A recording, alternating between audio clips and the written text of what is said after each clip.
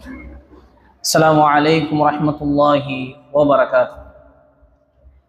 إن الحمد لله نحمده ونستعينه ونستغفره ونؤمن به ونتوكل عليه ونعوذ بالله من شرور أنفسنا ومن سيئات أعمالنا. من يهده الله فلا مضل له ومن يضلله فلا هادي له. وأشهد أن لا إله إلا الله وحده لا شريك له وأشهد أن محمدا عبده ورسوله. أما بعد، وقال تعالى في القرآن الكريم والقرآن المجيد: أعوذ بالله من الشيطان الرجيم. بسم الله الرحمن الرحيم. يا أيها الناس اتقوا ربكم الذي خلقكم من نفس واحدة وخلق منها زوجها وبث منهما رجالا كثيرا ونساء واتقوا الله الذي تساءلون به والأرحام إن الله كان عليكم رقيبا. وقال أيضا: يا أيها الذين آمنوا اتقوا الله حق تقاته ولا تموتن إلا وأنتم مسلمون. وقال نبينا محمد صلى الله عليه وسلم: خيركم من تعلم القرآن وعلمه كما قال عليه الصلاة والسلام. எல்லா புகழும் ஏகிறவனாகிய அல்லாஹ் ஒருவனுக்கு மாத்திரம் உரித்தானதாக.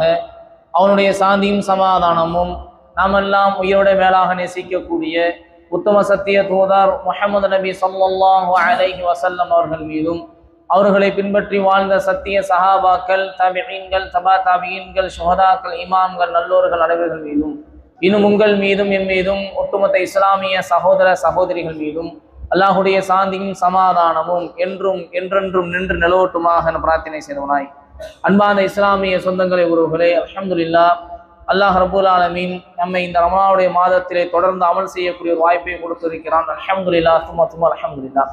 அன்பான உறவுகளே, நாம் நேற்றைய தினம் வரலாற்று சம்பவத்தை பார்த்தோம். அதை தொடர்ந்து நாம் வரலாற்று சம்பவங்களிலிருந்து கிடைக்கக்கூடிய ஒரு சில படிப்பினைகளை, ஒவ்வொரு வரலாற்று செய்தி அல்லாஹுடைய தூதர் அவர்களுடைய தோழருக்கு சொல்லி காமித்த ஒவ்வொரு செய்தியை சொல்லி, அதிலிருந்து நாம் பெற வேண்டிய படிப்பினை, அதிலிருந்து நாம் விளங்க வேண்டிய விஷயங்களை நாம் தொடர்ந்து பார்ப்போம். அன்பானவர்களே, அந்த அடிப்படையில் அல்லாஹுடைய தூதர் ஒரு மனிதரை பற்றி சொன்னார்கள். ஒரு மனிதர் பாதையில் நடந்து கொண்டு செல்ல, அந்த சமயத்தில் அந்த மனிதர் பாதையில் நடந்து கொண்டு சென்று கொண்டிருக்கிறார். சென்று கொண்டிருக்கக்கூடிய அந்த சமயத்தில் அந்த மனிதருக்கு கடுமையான தாகம் ஏற்படுகிறது. கடுமையான தாகம், தாங்க முடியாத தாகம். அந்த தாகத்தை தணிப்பதற்காக வேண்டி அந்த மனிதர் அருகாமையில் இருக்கக்கூடிய ஒரு கிணற்றுக்குள் இறங்குகிறார். அந்த கிணற்றிலே இறங்கி தான் தண்ணீரை அறிந்துவிட்டு மேலே ஏறி வரக்கூடிய அந்த சமயத்தில் பார்க்கிறார், ஒரு நாய் தாகத்தால் அந்த கிணற்றை சுற்றி இருக்கக்கூடிய ஈரமான மண்ணை தனது நாக்கால் நக்கி கொண்டு இருக்கிறது. தாகம் தாங்காமல் அந்த கிணற்றை சுற்றி இருக்கக்கூடிய அந்த ஈரப்பதமான அந்த மண்ணை தனது நாக்கால் நக்கி கொண்டு இருக்கிறது. இவர் உள்ளத்தில் ஒரு விதமான கவலை. நமக்கு ஏற்பட்டதை போன்றுதானே இந்த நாய்க்கும் ஒரு விதமான ஒரு தாகம் ஏற்பட்டிருக்கும். நாம் இறங்கி சென்று குடித்து வந்து விட்டோம், ஆனால் இந்த நாய்க்கு எப்படி தண்ணீர் குடிக்க முடியும்? அது எப்படி கிணற்றுக்குள் இறங்கும்? அது பாவம். இந்த கிணற்றை சுற்றி இருக்கக்கூடிய ஈரப்பதமான இந்த மண்ணை அல்லவா நக்கி கொண்டு இருக்கிறது என்று கவலை கொண்டு மீண்டும் அந்த கிணற்றுக்குள் இறங்குகிறார். மீண்டும் அந்த கிணற்றுக்குள் இறங்குகிறார். இறங்கி தனது கால் உறையால் அந்த தண்ணீரை அள்ளி தனது வாயில் கவ்வி கொண்டு, நல்ல விளங்க வேண்டும், ஒரு நாய்க்கு எப்படி உதவி செய்கிறார் பாருங்க, எப்படிப்பட்ட ஒரு மனம் பாருங்கள்.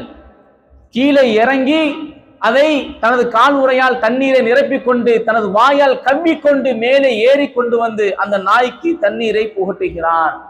இந்த செயலை பார்த்த அல்லாஹ் அவருடைய பாவங்களை எல்லாம் மன்னித்து விட்டதாக அல்லாஹுடைய தூதர் ஸல்லல்லாஹு அலைஹி வஸல்லம் அவர்கள் சொன்னார்கள்.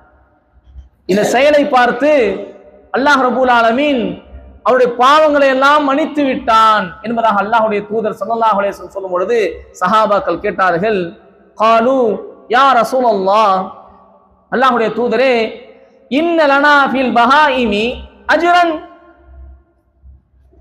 அல்லாஹுடைய தூதரே, இப்படி கால்நடைகளுக்கு, பிராணிகளுக்கு உதவி செய்வதன் மூலியமாக எங்களுக்கு கூலி கிடைக்குமா என்று கேட்கும் பொழுது அல்லாஹ்வுடைய தூதர் ஸல்லல்லாஹு அலைஹி வஸல்லம் சொன்னார்கள், உயிர் உள்ள ஒவ்வொரு பிராணிக்கும் அதற்கு உதவும் பட்சத்தில் கண்டிப்பாக அதற்கு ஆன கூலி கிடைக்கும் என்பதாக அல்லாஹ்வுடைய தூதர் ஸல்லல்லாஹு அலைஹி வஸல்லம் சொன்னார்கள். அன்பான இஸ்லாமிய சொந்தங்களை உறவுகளே, நாம் சிந்தனை செய்து பார்க்க வேண்டும். இந்த செய்தி புகாரியில் 2363வது ஹதீஸாக பதிவு செய்யப்படுகிறது. ஆக ஒரு கால்நடைக்கு, ஒரு பிராணிக்கு, வாயில்லாத ஜீவனுக்கு உதவுவதனாலேயே ஒரு முஸ்லிமுக்கு இவ்வளவு பெரிய வெகுமதி கிடைக்கும் என்று சொன்னால், உண்மையில் ஒரு முஸ்லிம் இன்னொரு மனிதனுக்கு உதவும் பட்சத்தில், அவனுக்கு ஒத்தாசையாக இருக்கும் பட்சத்தில், அவனை கஷ்டத்தில் பங்கேற்கும் பட்சத்தில் எப்படிப்பட்ட ஒரு கூலி அல்லாஹ் கொடுப்பான். அன்பார்ந்தவர்களே, இந்த வரலாற்றிலிருந்து நாம் அறிய வேண்டிய, புரிய வேண்டிய, படிப்பினை பெற வேண்டிய விஷயம், நாம் மற்றவர்களுக்கு உதவி செய்யக்கூடியவர்களாக இருக்க வேண்டும். அடுத்தவர்களுக்கு நல்ல எண்ணம் நாம் அவர்களை பற்றி நினைக்கக்கூடியவர்களாக இருக்க வேண்டும். நல்லதை அவர்களுக்கு எண்ணக்கூடியவர்களாக இருக்க வேண்டும். நாம் அவர்கள் உதவி செய்ய முடியாவிட்டாலும் உபத்திரம் செய்யாமல் இருக்க வேண்டும். இன்னைக்கு நம்முடைய நிலைமை எப்படி இருக்குங்கிறத சிந்தனை செஞ்சு பார்க்கணும். அன்பானவர்களே, ஒரு கால்நடைக்கு செய்யக்கூடிய இந்த உதவியை கொண்டு அல்லாஹ் சொர்க்கத்தை தருகிறான் என்று சொன்னால், படைப்புகளில் சிறந்த படைப்பு என்று பேசக்கூடிய ஆழமுடைய மக்களாக இருக்கக்கூடிய நாம் நமக்குள் உதவி செய்து கொண்டு இருக்கும் பொழுது, நமக்கு நாமே ஆறுதல் சொல்லி கொண்டு இருக்கும் பொழுது, யாருக்கும் யாரும் துரோகம் செய்யாமல், யாரும் யாரும் மீதும் குரோதம் வைக்காமல் இருந்தால் நமக்கு எவ்வளவு பெரிய கூலி அல்லாஹ் கொடுப்பான் என்பதை நாம் சிந்தனை செஞ்சு பார்க்கணும். அன்பான இஸ்லாமிய சொந்தங்களே, உறவுகளே, நாம் இந்த ரமலானுடைய காலத்தில் அதிகமாக அடுத்தவர்கள் மீது இரக்கம் கொள்ளக்கூடியவர்களாக, நன்மை செய்யக்கூடியவர்களாக, அவர்களுக்கு நல்லதை ஏவக்கூடியவர்களாக, நல்ல விஷயத்தை அவர்களிடத்திலே நாம் கொண்டு போய் சேர்க்கக்கூடியவர்களாக நாம் இருக்க வேண்டும். அப்படி இருந்தோம் என்று சொன்னால், அப்படிப்பட்ட ஒரு வாழ்க்கையை நாம் வாழ்ந்தோம் என்று சொன்னால், கண்டிப்பான முறையில் அதற்கான கூலியை நாம் அல்லாஹ்விடத்திலே பெற்றுக்கொள்ளலாம். கண்டிப்பான முறையில் நாம் அதற்கான கூலி அல்லாஹ்விடத்தில் பெற்றுக்கொள்ளலாம். இன்னைக்கு நாம கை சேதத்திற்குரிய விஷயம் என்ன தெரியுமா? ஒரு பூனைக்கு காட்டக்கூடிய பரிவு, இன்றைக்கு மனித உலகத்தில் இருக்கக்கூடிய விஷயங்கள், ஒரு பூனைக்கு காட்டக்கூடிய பரிவு, இரக்கம், ஒரு நாய்க்கு காட்டக்கூடிய இரக்கம், மனிதனுக்கு மத்தியில் காட்டுவது கிடையாது. மனிதனுக்கு மத்தியில் இரக்கத்தை காட்டுவதல்ல. சிலவர்கள் வெளியில் நாவளவில் நல்லதை பேசுகிறார்கள், உள்ளத்துல உனக்கு வேணும் தான், அப்படி செஞ்சில்ல நீ அனுபவிக்கணும் தான், நீ வெளியே பார்த்தா அல்ல லேசாக்கி வைப்பான்பா. நாவளவுல குளிர்ந்த வார்த்தையை சொல்றது, உள்ளத்துல அவ்வளவு பெரிய குரோதம். அன்பார்ந்தவர்களே, அல்லாஹ் உள்ளத்தை பார்க்கக்கூடியவனாக இருக்கிறான். நம்முடைய உள்ளம் எப்படிப்பட்டதாக இருக்கிறது, நம்முடைய எண்ணம் எப்படிப்பட்டதாக இருக்கிறது என்பதை அல்லாஹ் பார்க்கிறான். வெளியே பேசும் பொழுது ஏதோ நல்லா இருக்கஞ்சி, நீங்க எப்படி இருக்கிறீங்க, அல்லாஹ் உங்களுக்கு பறக்கத் செய்வான், அப்படி செய்வான், இப்படி செய்வான், நோயை குணமாக்குவான், அப்படி திரும்ப சொன்ன அந்த ஆள் பண்ணதுக்கு வேணும் தான், இல்ல நல்ல கடக்கட்டும், நல்ல அனுபவிக்கட்டும் அப்படிங்கிறது. அப்ப இது உண்மையில் நாம் அவருக்காக வேண்டி நாம் துவா செய்கிறோமா அல்லது நடித்து கொண்டு இருக்கிறோமா? அன்பானவர்களே, யாரை பற்றியும் எதற்காகவும் நாம் அவர்களுடைய விஷயத்தில் நாம் தீய எண்ணத்தை நாம் எண்ணவிடக்கூடாது.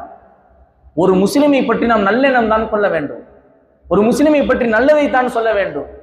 அதை விட்டுவிட்டு அவரை பற்றி மற்றவர்களிடத்தில் தேவையில்லாத அவதூறுகளை சொல்லி அடுத்தவன் அவரை பற்றி ஒரு தவறான எண்ணம் கொள்ள வேண்டும் என்பதற்காக வேண்டி அவரை பற்றி நாம் தவறான விஷயங்களை சொன்னோம் என்று சொன்னால், அதனாலே மறுமையில் நமக்கே ஒரு பாதகமாக வந்து நிற்கும். ஒருவேளை அவர் உண்மையில் தவறு செய்கிறார் என்று சொன்னால் முடிந்தாலும் அவரிடத்தில் நேரடியாக சொல்ல வேண்டும். இல்லை என்று சொன்னால் அதை சரி செய்வதற்கான நடவடிக்கை எடுக்க வேண்டுமே தவிர அவருடைய மானத்தை வாங்குவதற்காக வேண்டி, அவருடைய கண்ணியத்தை நாம் குறைப்பதற்காக வேண்டி திட்டம் தீட்டுவது என்பது அதில் அடுத்தவருடைய உள்ளத்தை காயப்படுத்தி நாம் குளிர் காய்வதை போன்று ஆகிவிடும். அப்படி அல்லாமல் நமது மார்க்கம் கால்நடைகளுக்கே இரக்கம் காமிக்க சொன்ன மார்க்கம். ஆக கால்நடைக்கே இரக்கம் காமிக்க சொன்ன மார்க்கம் மனிதர்களுக்கு மத்தியில் எப்படி நடந்து கொள்ள வேண்டும் என்று எப்படிலாம் நமக்கு சொல்லி இருக்கிறது. அல் முஸ்லிம் என்பவன் யார் தெரியுமா? அல்லாஹ்வுடைய தூதர் ஸல்லல்லாஹு அலைஹி வஸல்லம் சொன்னார்கள், முஸ்லிம் என்பவன் மன் சலிமல் முஸ்லிமூன, மற்ற முஸ்லிம்கள் நிம்மதி பெற்றவராக இருக்க வேண்டும், அவனுடைய நாவினாலும் கரத்தினாலும். ஒரு முஸ்லிம் என்பவன் யார் என்று சொன்னால் அல்லாஹ்வுடைய தூதர் சர்டிபிகேட் கொடுக்கிறார்கள். நீ ஒரு முஸ்லிம் என்பதற்கான அடையாளம் என்ன தெரியுமா? மற்ற முஸ்லிம்கள் உன்னுடைய நாவினாலும் கரத்தினாலும் நிம்மதி பெற்றவர்களாக இருக்க வேண்டும். அப்படி இருப்பார்கள் என்று சொன்னால் நீங்கள் முஸ்லிம் என்பதாக இந்த ஹதீஸின் மூலியமாக நாம் பார்க்கிறோம். ஆனா இன்னைக்கு என்ன நடக்குது? ஒருத்தரை பார்த்தாலே நிறைய நபர்கள் விரண்டோடக்கூடிய சூழ்நிலை தான். ஆஹா இந்தாளா அல்லாஹ் அக்பர்னு ஓடுறாங்க, ஆஹா இந்த மாவா அல்லாஹ் அக்பர்னு போறாங்க. ஏன்?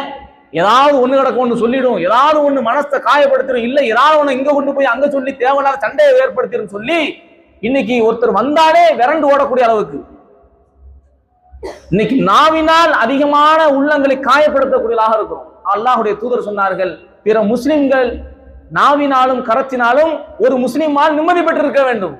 ஆக நாம் பேசினால் நல்லதை பேச வேண்டும்.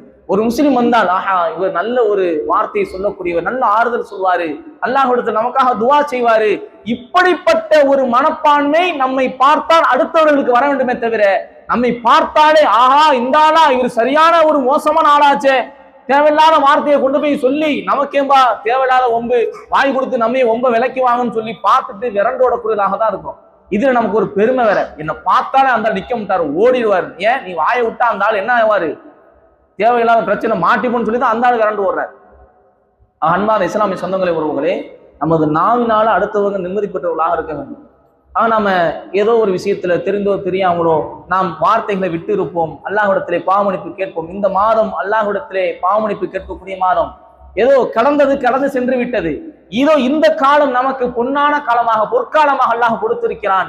செய்த பாவங்களுக்கு, செய்த கெட்ட விஷயங்களுக்கு நன்மை தேடக்கூடிய ஒரு காலமாக, பாவ மன்னிப்பை பெறக்கூடிய காலமாக இருக்கிறதாக இந்த காலத்தில் நல்ல அமல்கள் செய்யக்கூடியவர்களாக, நல்ல வார்த்தைகளை பேசக்கூடியவர்களாக, நல்லதை மக்களுக்கு ஏவக்கூடியவர்களாக, பிராணிகளுக்கே எப்படி கால்நடைகளுக்கே எப்படி நல்ல விஷயங்களை செய்தால் அவருக்கு நன்மை கொடுக்கப்படுகிறது, பாவங்கள் மன்னிக்கப்படுகிறதோ, ஆக ஒரு முஸ்லிம் இன்னொரு முஸ்லிமுக்கு நல்லதை ஏவும் பொழுது, நல்லதை சொல்லும் பொழுது எவ்வளவு பெரிய நற்குலி அவன் பெற்றுக்கொள்வான் என்பதை நம்மளால் சொல்லி முடிக்க முடியாது. ஆக அன்பாத சொந்தங்களை உறவுகளே, ஆக அது கால்நடையாக இருக்கலாம் அல்லது மனிதராக இருக்கலாம், யாராக இருந்தாலும் அது உயிருள்ள பிராணியாக இருக்கும் பட்சத்தில் நல்ல இரக்கத்தை காட்டக்கூடியவர்களாகவும், நல்லதை கொண்டு ஏவக்கூடியவர்களாகவும், தீமையை விட்டு விலகி இருக்கக்கூடியவர்களாகவும், நல்ல மனிதர்களாக வாழக்கூடிய ஒரு வாய்ப்பை அல்லாஹ் உங்களுக்கு எனக்கும் தந்தரல வேண்டும் என பிரார்த்தனை செய்தவனாய் எனது உரையை நான் நிறைவு செய்கிறேன். ஹாதா மா இன்னு வ இன்முன் அல்லாஹ் குலி கௌலி ஹாதா அஸ்தக்ஃபிருல்லாஹ் லி வ லக்கும் அஸ்தக்ஃபிரு அன்னி வ அன்கும். அஸ்ஸலாமு அலைக்கும் வ ரஹ்மத்துல்லாஹி வ பரகாத்துஹு.